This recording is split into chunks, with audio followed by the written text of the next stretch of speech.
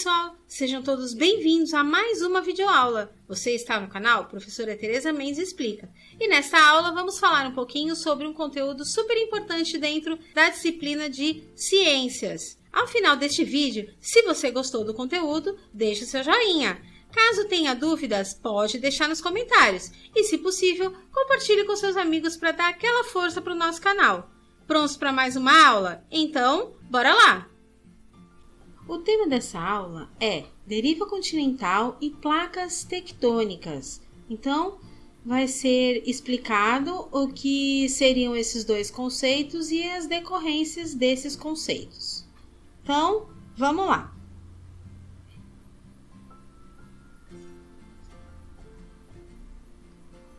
Começando a falar sobre deriva continental.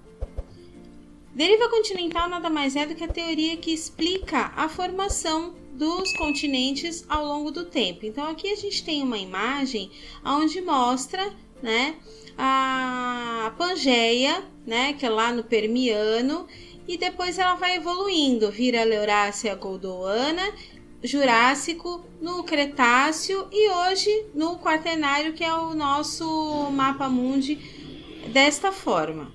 Então, ao longo do tempo, ao longo dos anos, dos milhares de anos, milhões de anos, eles foram se modificando, a estrutura do planeta foi se modificando até chegar nos dias de hoje, tá? Que é chamado de Quaternário.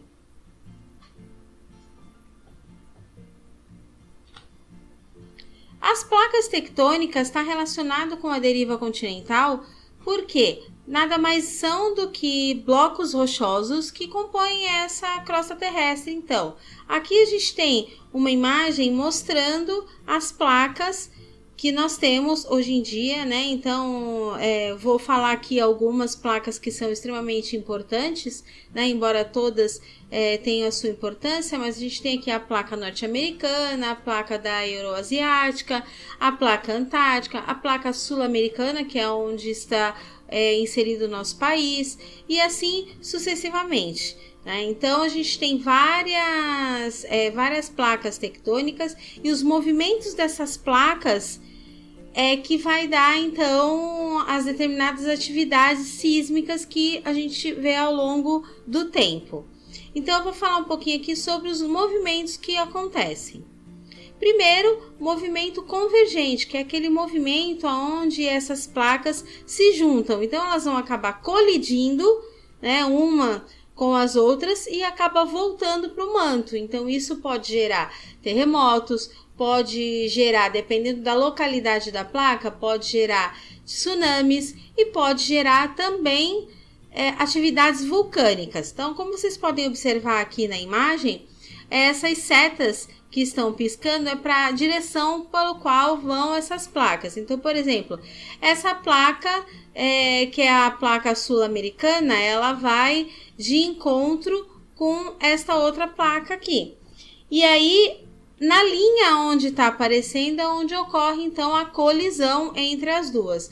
Por que que no Brasil geralmente não tem terremoto, não tem vulcão, Geralmente não tem essas atividades sísmicas, porque nós estamos em cima de uma placa tectônica, onde estamos longe da zona de colisão dessas placas. Movimento divergente são aqueles movimentos onde ocorre, então, o afastamento dessas placas. Então, aqui também mostra, toda a área verde é onde ocorre o afastamento dessas placas. E a gente tem também as falhas transformantes. Essas falhas transformantes, elas deslizam horizontalmente uma sobre a outra. Então, elas são paralelas entre si, tá? Então, isso vai acarretar um derretimento do solo, mas não tem uma probabilidade de muito tremor nesse local, uma vez que elas não colidem, tá? Decorrências, então, dessas atividades sísmicas. Primeira decorrência que a gente vai falar são os abalos sísmicos, Então, os terremotos em si são vibrações bruscas que ocorrem nessa superfície devido a esses movimentos, principalmente na área onde tem os movimentos convergentes. Aqui na imagem a gente mostra então uma figura onde tem os principais pontos sísmicos. Então toda a área onde está a bolinha azul, toda a área onde está essa bolinha vermelha, ela é o local onde tem um epicentro, né, um epocentro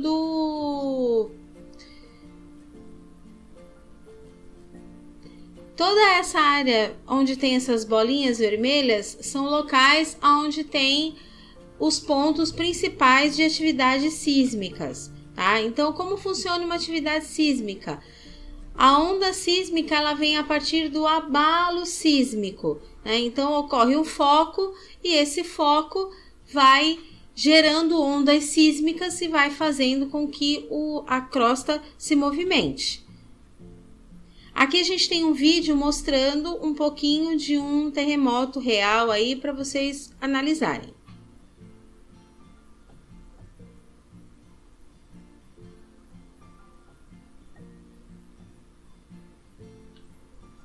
Tsunamis. Os tsunamis nada mais são do que esse nome, ele vem de origem japonesa e significa ondas gigantes. Então isso vai ocorrer através do deslizamento de terra ou algum tremor que ocorra no fundo do oceano, que vai movimentar uma massa d'água, fazendo com que essa onda ela se crie e acabe se tornando uma onda gigante, como mostra aqui na imagem. Ocorre uma falha ou um movimento, esse movimento empurra uma massa d'água e essa massa d'água vai fazer com que ela se movimente, né? Então, dependendo da massa d'água que foi transportada, a onda será maior ou menor, tá? E o vulcanismo, né, é um fenômeno geológico que vai ocorrer no interior da Terra, e aí esse interior ele vai gerar o magma, e esse magma vai sair do vulcão em forma de lava, também vai liberar bastante gases e fumaças, ricos em enxofre. É perigoso porque a temperatura é muito alta e às vezes pode sair pedaços de rochas incandescentes, né? Então é bem perigoso para quem vive ao redor desses vulcões, e isso é extremamente decorrente aos movimentos das placas, né? Movimento convergente das placas, onde vai derretendo a rocha e vai formando esse magma.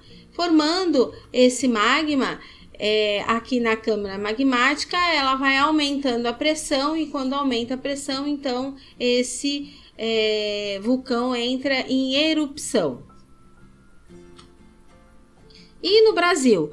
Todo mundo pensa que no Brasil não tem terremoto, nem tsunami, nem vulcão, mas na verdade já teve tudo isso e continua tendo, só que o último terremoto aconteceu em 2023, né, em fevereiro de 2023 em Minas Gerais, mas os terremotos que ocorrem aqui não são decorrentes à movimentação das placas em relação ao movimento convergente.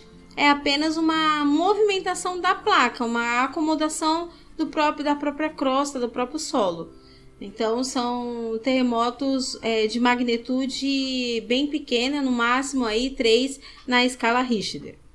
No caso do tsunami, é muito difícil acontecer aqui no nosso país. O último tsunami que ocorreu foi na costa do Nordeste em 1755, então faz muitos anos, né? Então, por conta disso, a gente fala que aqui não tem tsunami, embora nós temos uma costa muito grande, banhada pelo Oceano Atlântico, então, mas como não estamos numa placa onde ocorre um movimento convergente, então a probabilidade de ter o tsunami é praticamente nula. E no caso do vulcão, nós temos o vulcão aqui chamado vulcão Amazonas, é um dos vulcões que tem, mas ele está extinto há mais de 2 milhões de anos. Esse vulcão ele fica no estado do Pará e está super inativo há muitos anos.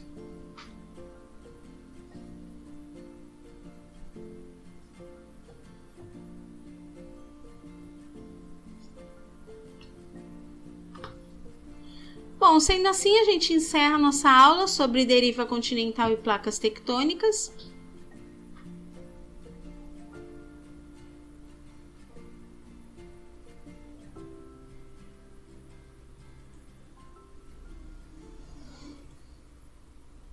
Muito obrigada por assistir essa aula. Espero que tenham aprendido bastante. Agora, aproveitem o mapa mental que eu deixei para organizar e facilitar os seus estudos. Então, até a próxima!